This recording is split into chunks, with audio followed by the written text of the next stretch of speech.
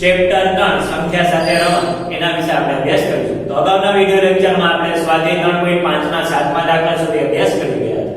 આજના વિડિયો લેક્ચરમાં આપણે સ્વાધ્યાય 3.5 ના 8મા દાખલાથી અભ્યાસ કરીશું. તો જોઈએ વિદ્યાર્થી મિત્રો સ્વાધ્યાય 3.5 નો 8મો દાખલો. કે સ્વાધ્યાય 3.5 નો 8મો દાખલો આપણને આપેલો છે કે કોઈ પણ બે ક્રમિક વિષમ એટલે કે એકી સંખ્યાઓનો સરવાળો છે એ 4 થી વિભાજ્ય છે એ કેટલાક ઉદાહરણની મદદથી શું કરવાનું છે આ વિધાનને આપણે સ્પષ્ટ કરવાનું છે. કે અહીંયા શું આપેલું છે કોઈ પણ બે ક્રમિક વિષમ એટલે કે આવશે એકી સંખ્યાનો સરવાળો છે એ 4 થી વિભાજ્ય હોય છે એવું આપણે શું કરવાનું છે ઉદાહરણની મદદથી વિધાનને સ્પષ્ટ કરવાનું છે. તો જોઈએ વિદ્યાર્થી મિત્રો કે આપણે બે ક્રમિક વિષમ સંખ્યાઓ 11 અને 13 લઈએ.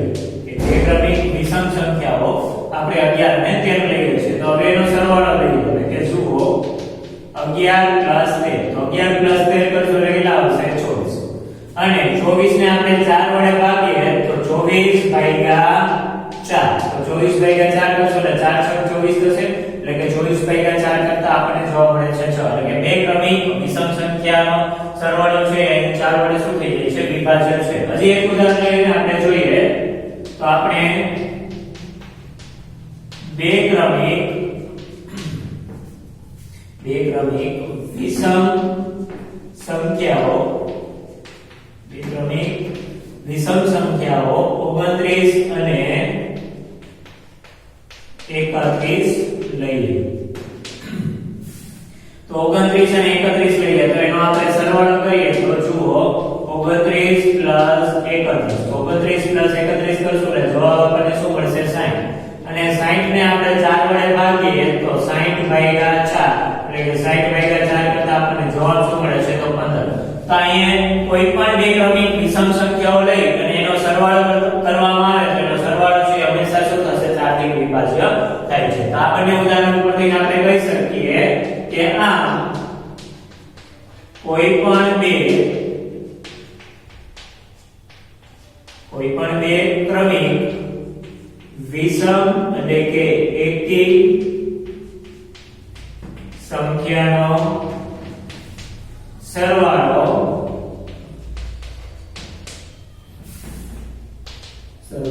હંમેશા 4 વડે વિભાજ્ય હોય છે.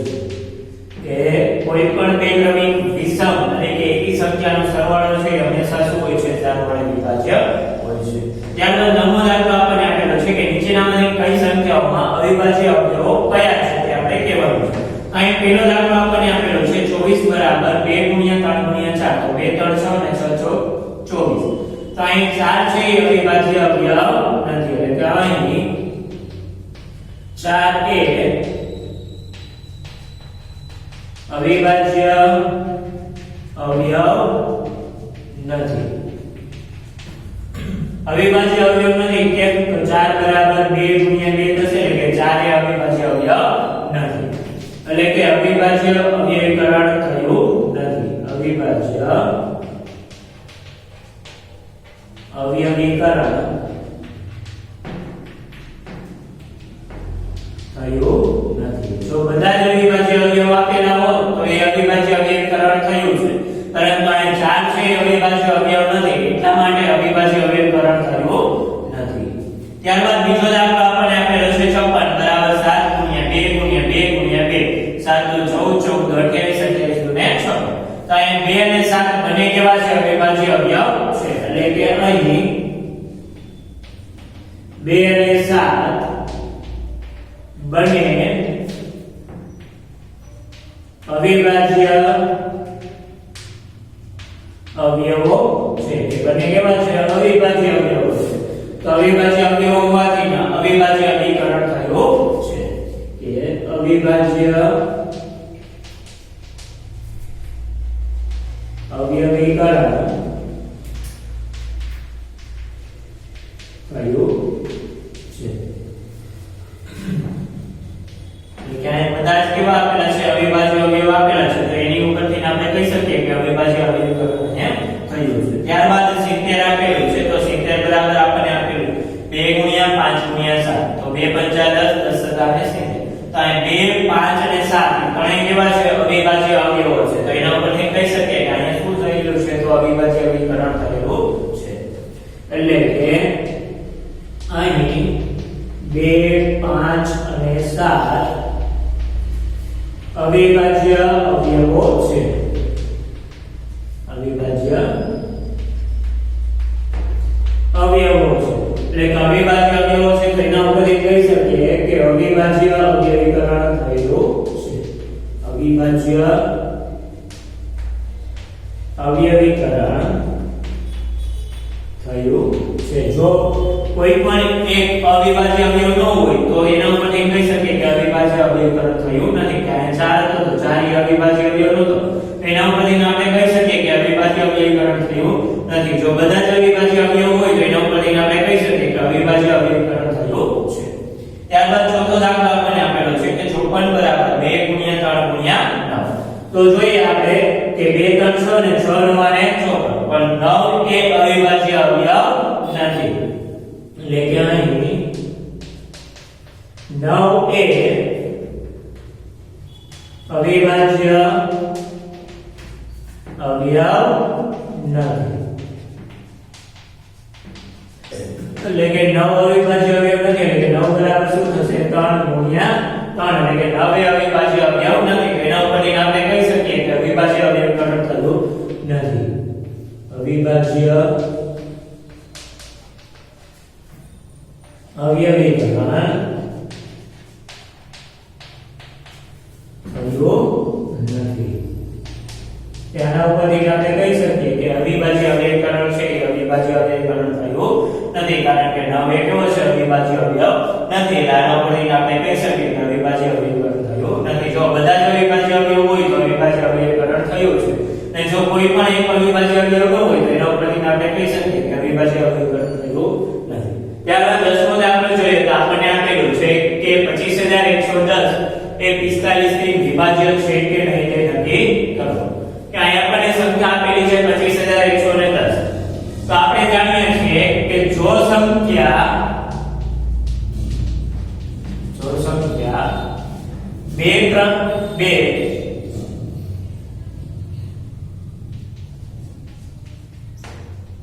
2 સવિભાજ્ય અવયવથી જો સંખ્યા 2 સવિભાજ્ય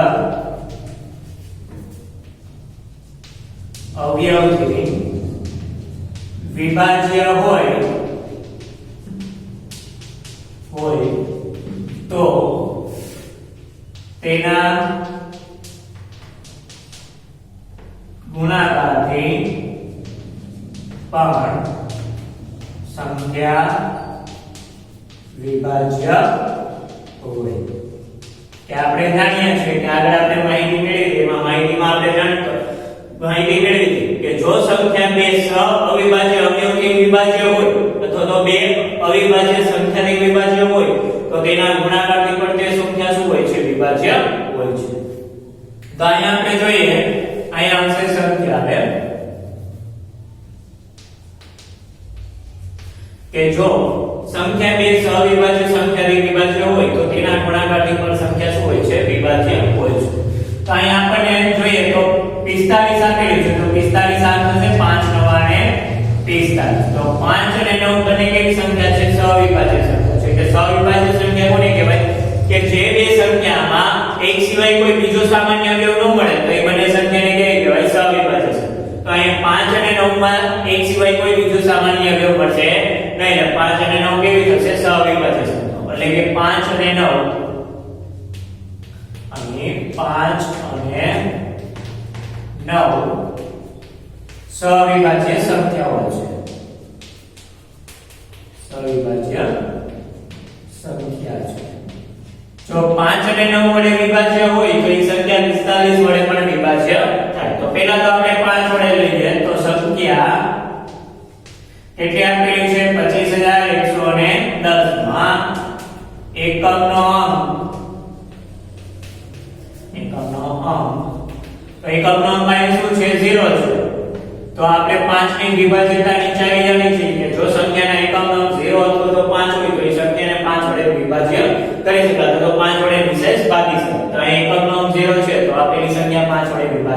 છે એટલે કે સંખ્યા 25110 એ 5 વડે વિભાજ્ય છે. હવે 9 ની વિભાજ્યતાની જાય તો 9 ની વિભાજ્યતાની જાય શું હતી કે આપેલ સંખ્યાના અંકોના સરવાળાને જો 9 વડે ભાગી શકાય તો આપેલી સંખ્યાને 9 વડે વિશેષ ભાગી શકાય. તો લઈએ આપણે સંખ્યા 25110 ના અંકોનો સરવાળો લઈએ છીએ. તો અંકોનો સરવાળો આપણે લઈએ તો પહેલા શું આવશે 2 + 5 + 1 + 1 + 0. તો 2 ને 5 7 7 ને 8 8 ને 9 એટલે કે સરવાળો કેટલો આવે છે 9. તો 9 છે એ 9 વડે વિભાજ્ય છે તો હા એટલે કે સંખ્યા 25110 એ 9 વડે વિભાજ્ય છે. હવે 5 અને 9 વડે વિભાજ્ય છે ને 5 અને 9 કેવી સંખ્યા છે 5 અને 9 સવિભાજ્ય સંખ્યાઓ છે. 5 અને 9 સવિભાજ્ય સંખ્યાઓ છે. જો સવિભાજ્ય સંખ્યાઓથી વિભાજ્ય હોય તો તેના ગુણાકારથી પણ સંખ્યા શું હોય વિભાજ્ય હોય. તેના ઉપરથી કહી શકીએ કે હા 25110 એ 45 થી વિભાજ્ય છે.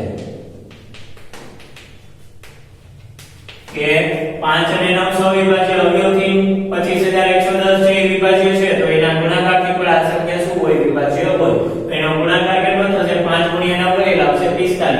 તો 25110 છે એ 45 પણ શું હોય વિભાજ્ય હોય. ત્યારબાદ 11મો દાખલો આપણને આપેલો છે કે સંખ્યા 18 2 અને 3 બંને સંખ્યાને વિભાજ્ય છે. તે 2 × 3 બરાબર 6 થી પણ શું છે વિભાજ્ય છે. કે અહીં સંખ્યા છે 18 એ 2 અને 3 વડે વિભાજ્ય છે પરંતુ 2 × 3 બરાબર 6 એ એટલે કે બંને સંખ્યાના ગુણાકારથી પણ શું છે વિભાજ્ય છે.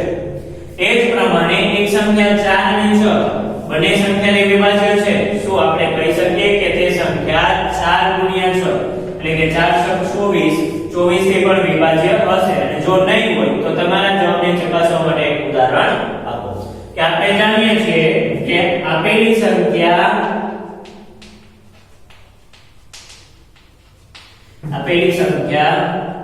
2 સવિભાજ્ય અવયવથી 2 સવિભાજ્ય સંખ્યાથી વિભાજ્ય હોય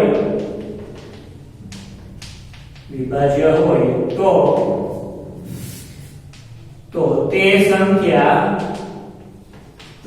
સંખ્યા તેના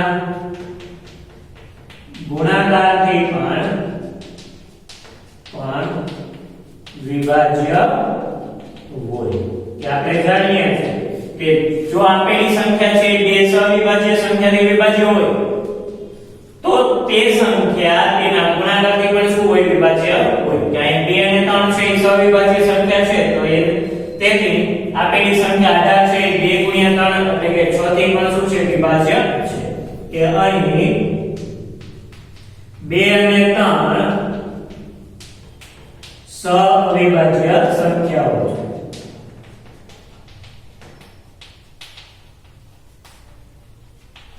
કે 2 અને 3 કેવી છે સવિભાજ્ય સંખ્યા છે. તેથી સંખ્યા 18 એ 2 અને 3 ના ગુણાકાર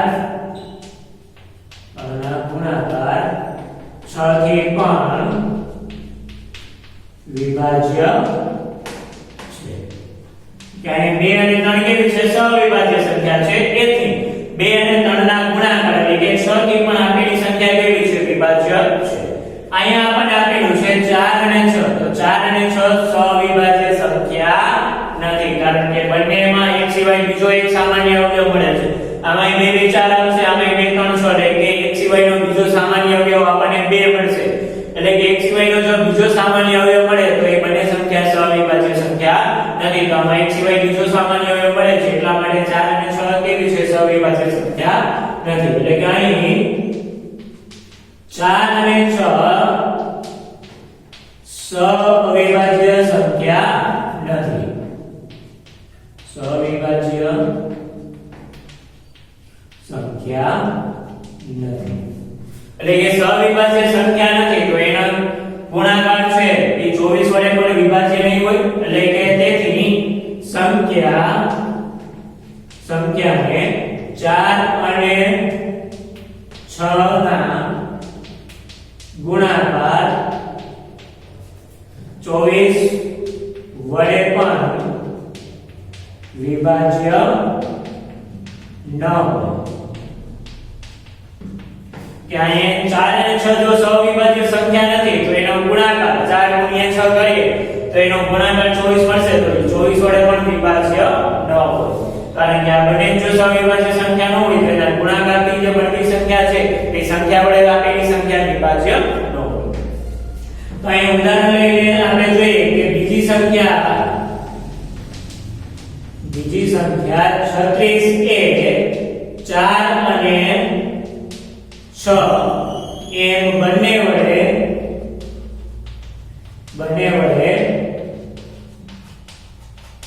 વિભાજ્ય છે કે અહીં બીજી સંખ્યા 36 આપણે લઈએ છીએ તો 36 એ 4 અને 6 એમ બંને વડે શું છે વિભાજ્ય છે કે અહીંયા 9 ચોક 36 અને 60 36 એમ બંને સંખ્યા વડે શું છે વિભાજ્ય છે પરંતુ એનો ગુણાકાર એટલે કે 36 એ 4 અને 6 ના ગુણાકાર 24 વડે વિભાજ્ય નથી કે અહીંયા 36 એ 4 અને 6 વડે વિભાજ્ય છે પરંતુ 36 એ 4 અને 6 ના ગુણાકાર 24 વડે વિભાજ્ય થતી નથી. તો અહીંયા આપણે ઉદાહરણ ઉપરથી કીધું કે અહીંયા 4 અને 6 છે એ સંખ્યાને આપેલી સંખ્યાને આપણે વિભાજ્ય કરી શકીએ છીએ કે 36 છે એ 4 અને 6 વડે બંને વડે વિભાજ્ય છે પરંતુ એનો ગુણાકાર એટલે કે 4 ગુણ્યા 6 કરીશ તો 24 એ 24 વડે 36 છે એ વિભાજ્ય નથી.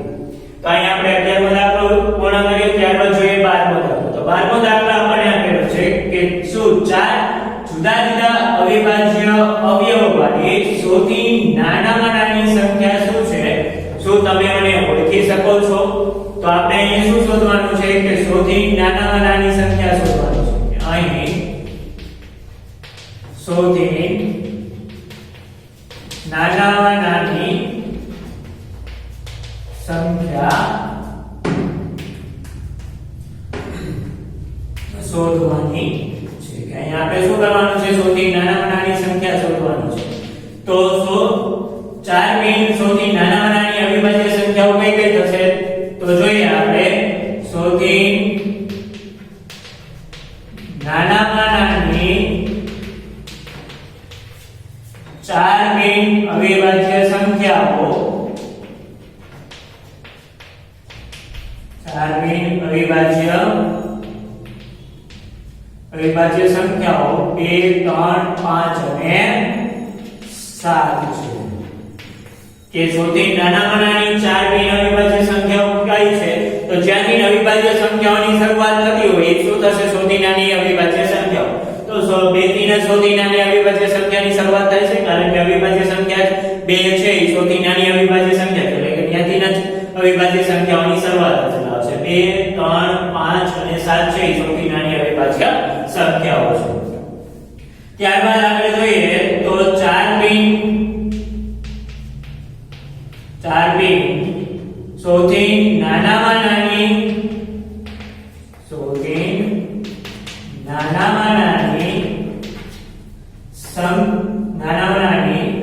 અવિભાજ્ય સંખ્યાઓની સંખ્યા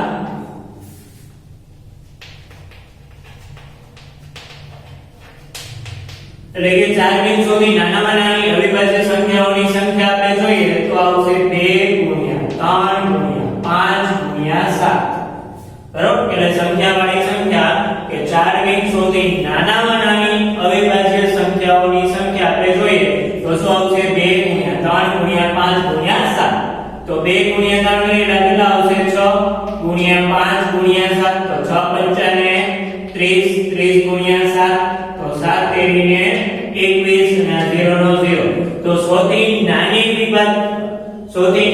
અવિભાજ્ય અવયવવાળી સંખ્યા કઈ થશે તો આવશે 210 એટલે કે આ સૌથી નાનામાં નાની અવિભાજ્ય અવયવવાળી સંખ્યા અવયવવાળી સંખ્યા